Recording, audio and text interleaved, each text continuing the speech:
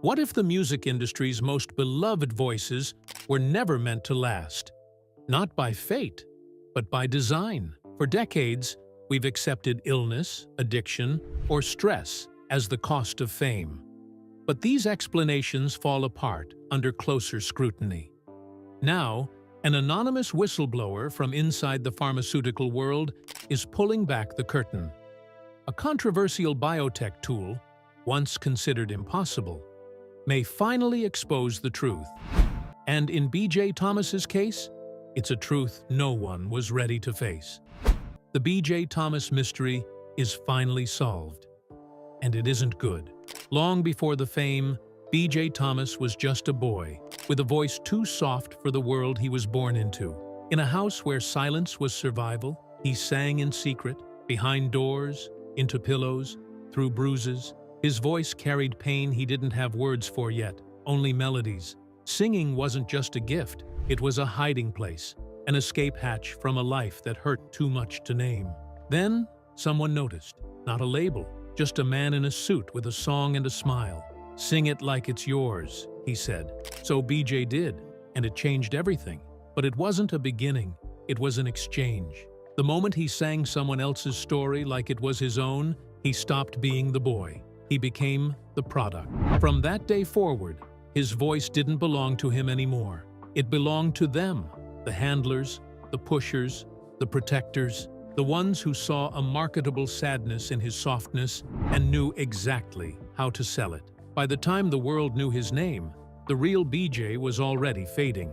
He sang, "Raindrops keep falling on my head," with a smile, light, effortless, like a lullaby for a weary world. The song floated over movie screens and transistor radios in 1969, the anthem of innocence, optimism, and easy charm.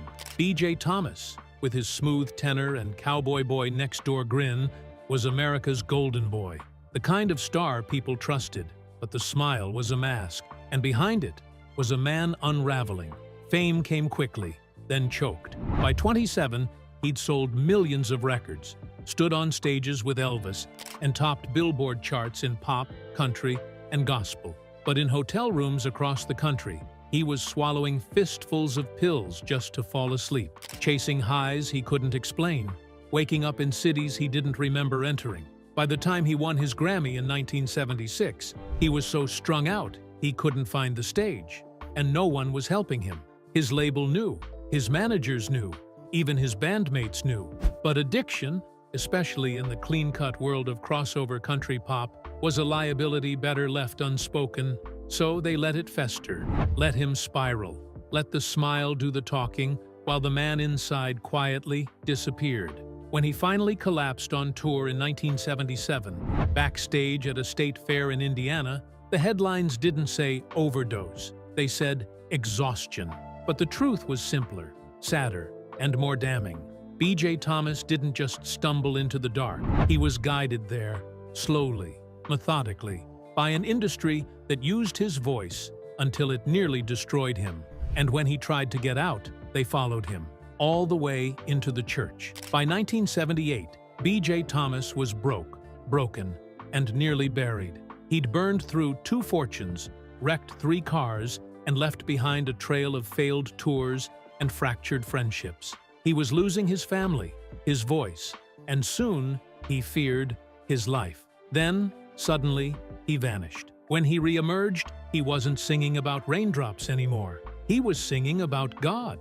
The Christian music industry welcomed him with open arms, not because they believed in his redemption story, but because they saw profit in it. Thomas's transformation from addict to apostle was the perfect narrative. A sinner saved, a household name reborn. And behind the scenes, a new kind of contract was inked. It wasn't just a record deal, it was a gospel pact. The label, Myrrh Records, a division of Warner Brothers, signed BJ to a series of albums under conditions that went far beyond music. He was expected to sever ties with former collaborators, submit lyrics for moral review, and attend weekly accountability meetings led by non-music executives with ties to the church. He called it a second chance. But it was a different kind of prison.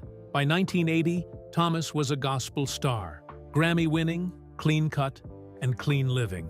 But every creative move was monitored. He wasn't allowed to tour with secular acts. His performances were censored, and when he tried to write a memoir detailing the darkest years of his career, the publishers backed out quietly. Simultaneously, someone was pulling strings.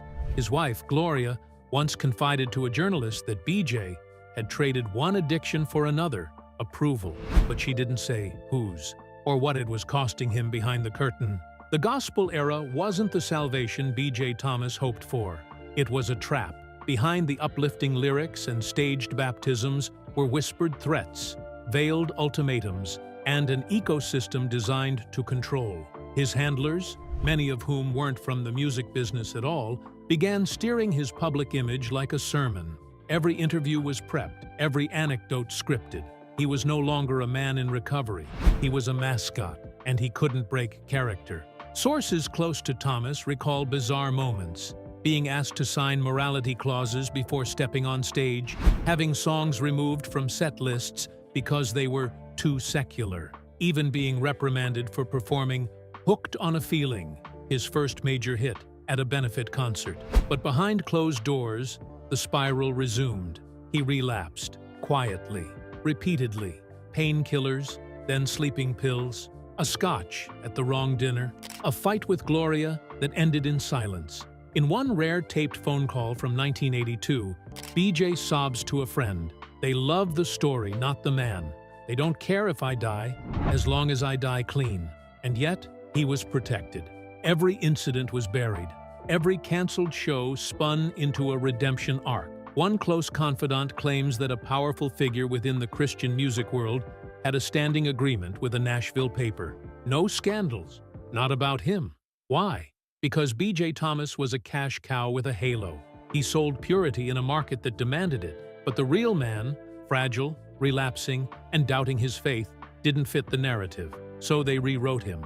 Again and again, until even he didn't recognize who he was. Before gospel, before the faith machine rewired his soul, there was "Raindrops Keep Fallin' on My Head."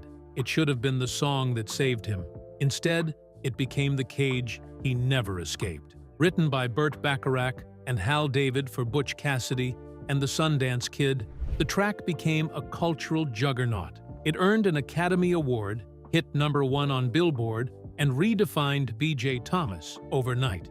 But what the world saw as triumph was, to him, a muzzle, because it wasn't his song. Thomas had fought to put more of himself into his music, rawer lyrics, grittier melodies. But Raindrops wasn't gritty. It was playful, featherlight, commercial perfection. From the moment it hit airwaves, executives made it clear. This was the brand now. Any deviation would be punished. In the months that followed, BJ was offered film deals, ad campaigns, even sitcoms, all anchored to the same smiling image. He was America's easy-listening sweetheart, whether he liked it or not. His label shelved more daring material.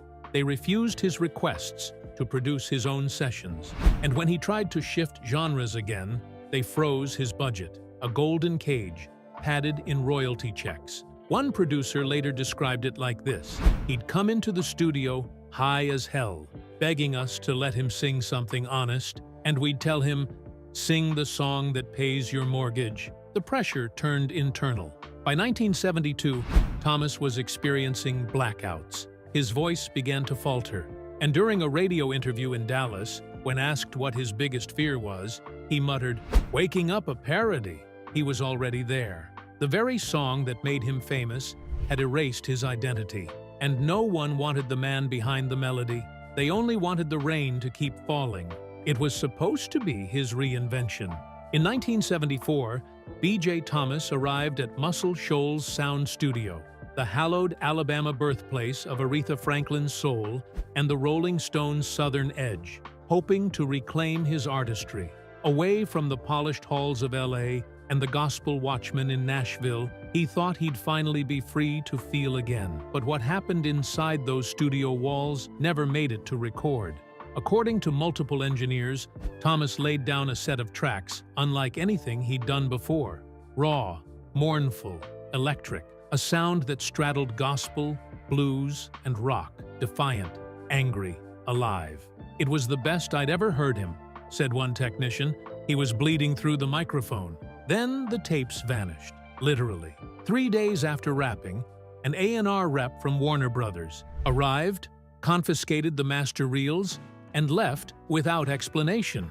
A week later, the session was written off as a creative misfire. The musicians weren't paid in full, and BJ was told to move on. The real reason? There are whispers, always whispers, that one of the songs, an unreleased track titled "Gospel Makes Me Lie," was the target.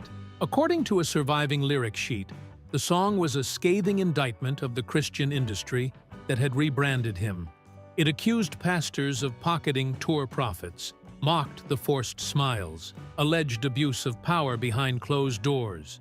It was a suicide note wrapped in melody, and the industry couldn't afford it.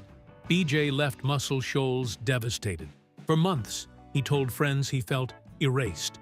And when asked later about the session, he'd only shake his head and say, "There are ghosts in that studio. One of them's me." When BJ Thomas found God, it wasn't just personal. It was corporate, and it was orchestrated. His 1980 resurgence into gospel stardom was rooted in his association with a controversial Christian organization known publicly as the Vineyard Fellowship, a seemingly benign network of churches with a reputation for charismatic worship, healing ceremonies, and strict moral oversight. Privately, it was something else entirely. The Vineyard wasn't just a church, it was a gatekeeper. It had deep financial ties to several Christian labels, publishing arms, and management firms. Artists who aligned with its teachings got fast-tracked. Those who questioned its authority were blacklisted. BJ was recruited. According to insiders, Thomas was introduced to Vineyard leadership by a former label executive who promised total redemption, total backing. He was baptized publicly, cameras rolling, and immediately slotted into the church's inner circle. What came next was troubling. He was moved into a compound-like estate just outside Houston. His tour schedule was revised by the church, not his manager. Sermons replaced interviews. Church elders began reviewing his set lists, rewriting lyrics they deemed doctrinally unsafe. One insider described it as a velvet cage dressed in scripture. And the deeper BJ went, the more isolated he became. Old friends stopped calling. Industry contacts fell away. Even family visits were limited to approved times. When he tried to record a secular album in 1983, Vineyard-affiliated financiers pulled funding at the last minute. It wasn't faith, it was control. And BJ Thomas, once the voice of freedom and heartbreak, had become the property of a machine that didn't just want his music, it wanted his soul. Chapter 7. Tammy Wynette's warning ignored.